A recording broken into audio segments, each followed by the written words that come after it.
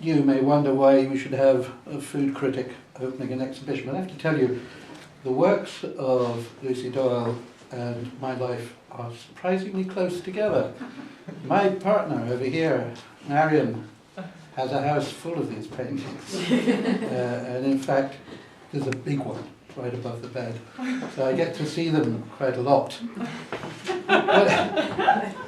What I love about these paintings, and these ones in here are no exception, there is a vibrancy and there is a brightness.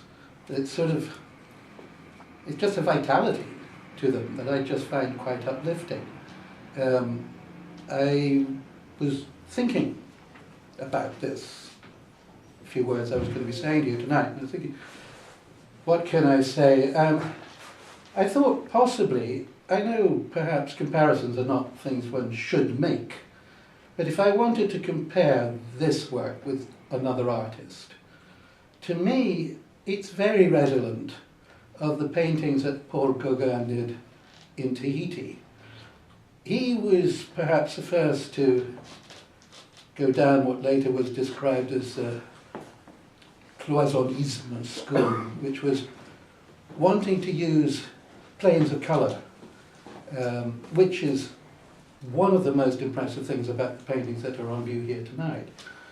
The strength of the colour, the vibrancy of the colour, and how it just gives a sense of vitality and vigour.